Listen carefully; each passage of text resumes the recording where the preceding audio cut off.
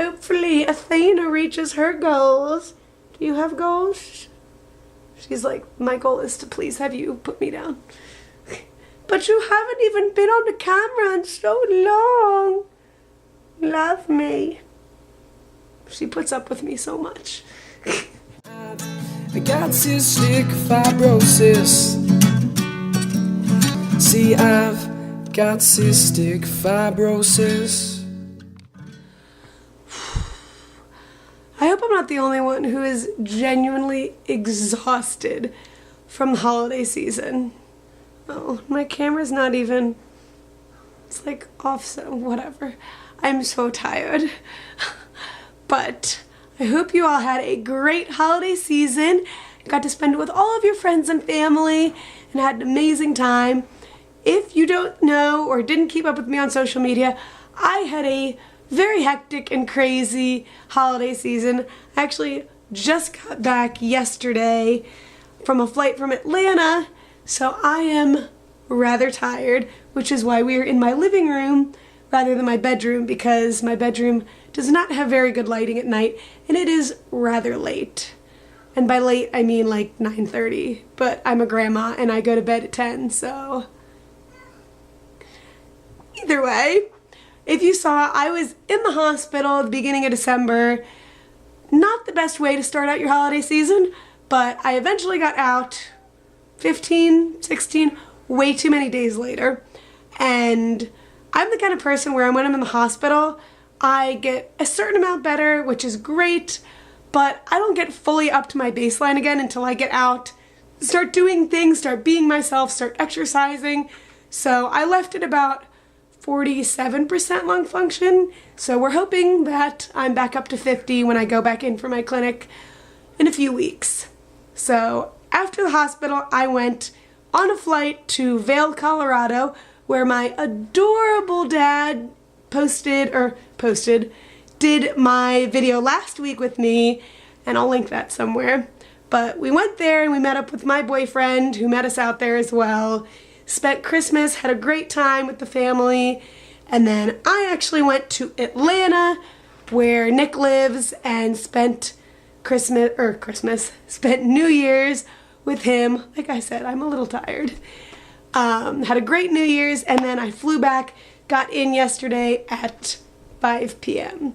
So I've been cleaning all day, catching up, and this was my last thing that I had to get done, was to talk to all of you.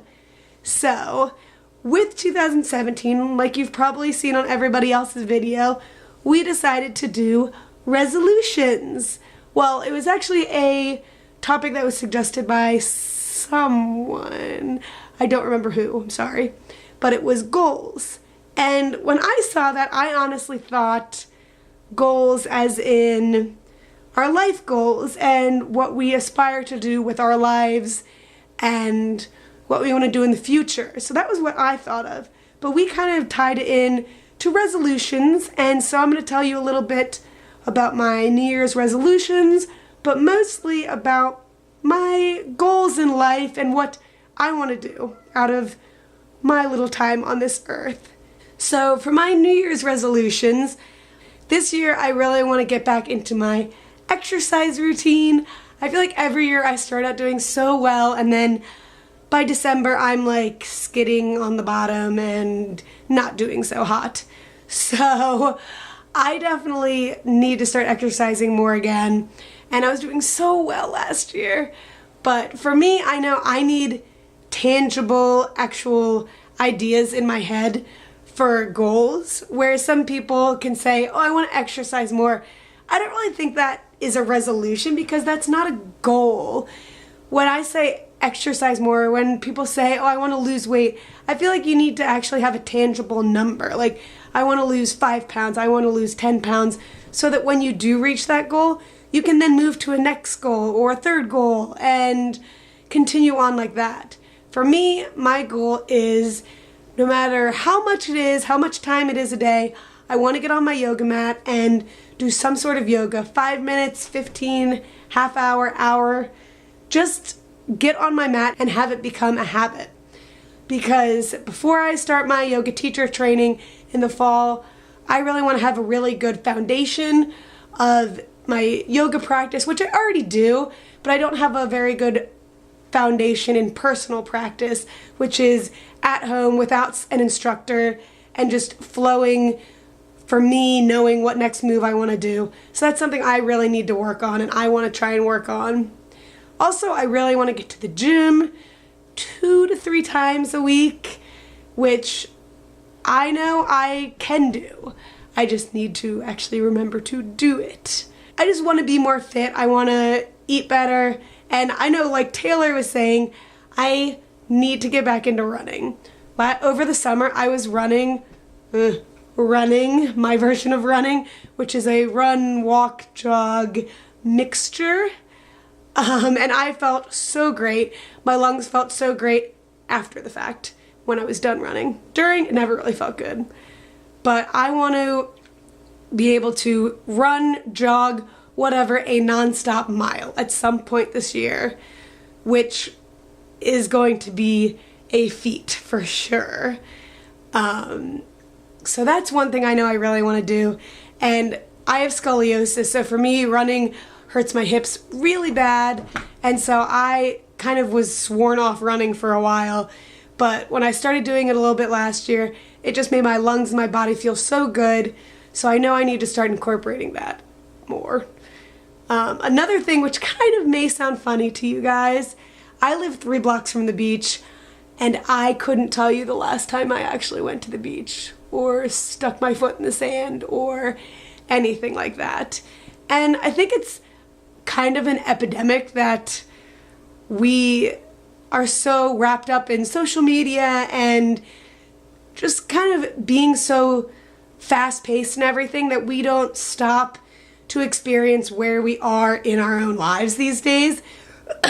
And I know I don't plan on living in Southern California forever, so while I am here, I want to, from now on, go to the beach at least once a week and watch a sunset, put my feet in the sand, and be at the beach, because I do live here and I make so many excuses, like, oh, I don't have time, oh, I've done so much today, oh, it's not a good...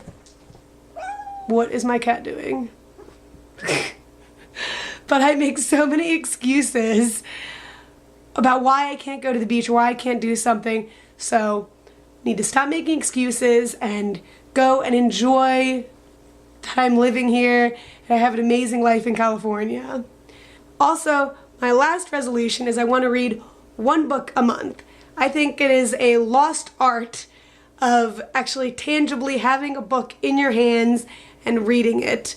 And I'm already not the best reader in the world. I read really slowly, but I think it's so important to actually sit down and read a good book and get away from social media and Netflix and a lot of the things that kind of take over our day in this day and age, and just become more knowledgeable and learn about things I wouldn't normally learn about, and read about, people and things and past events that I haven't heard about or known about. And I think it's always better for people. You can never have enough knowledge. You can't ever learn too much. So why not try and read a book a month, or hopefully even more?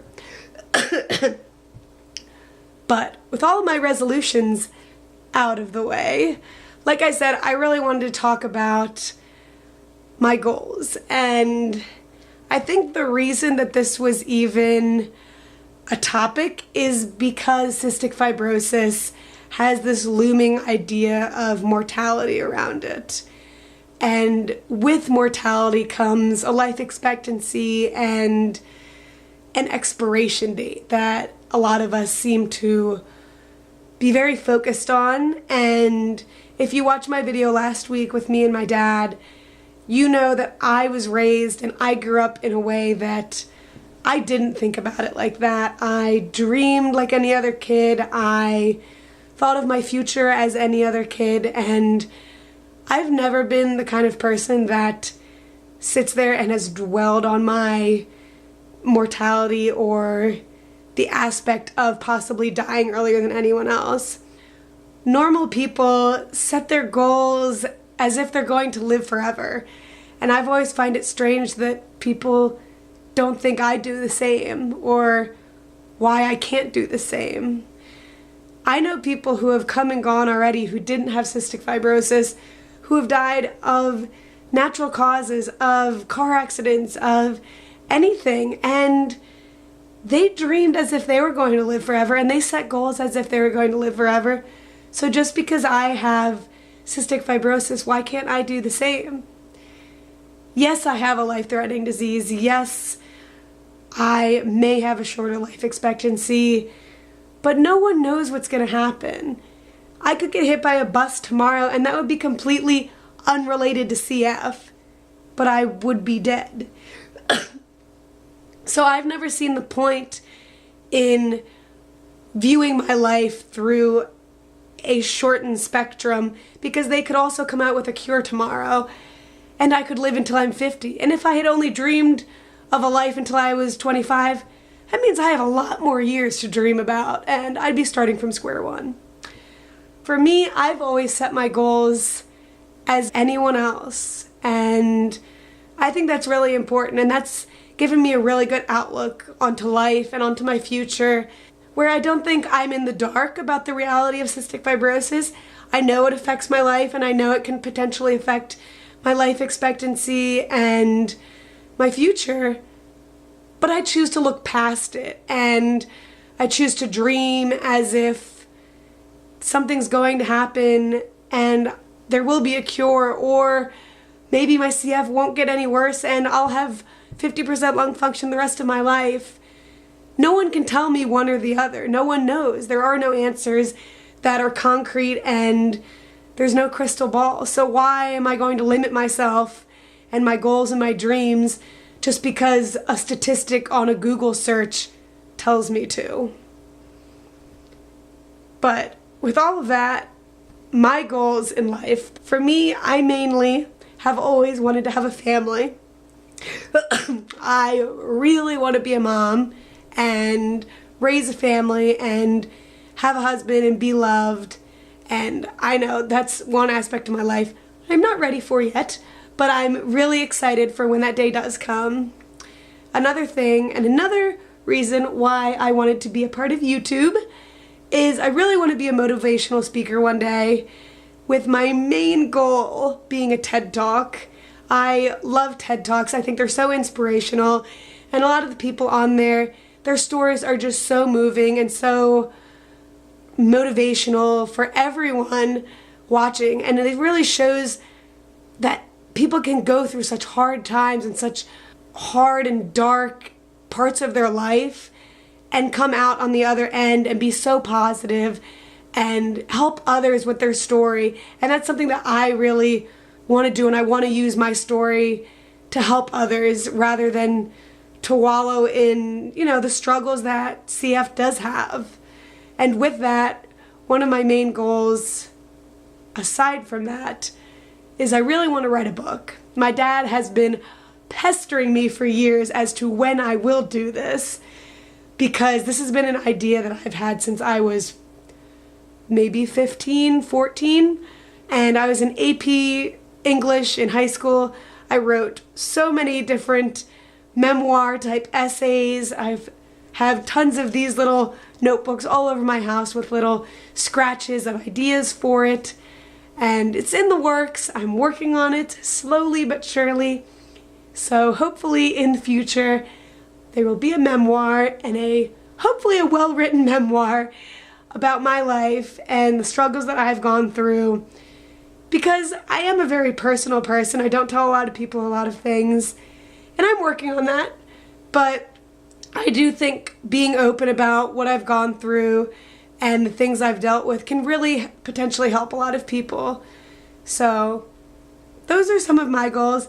Obviously not all of them, but I think we all have little goals and we have big goals, and they're constantly changing, they're constantly dynamic, and we alter them as we go through life.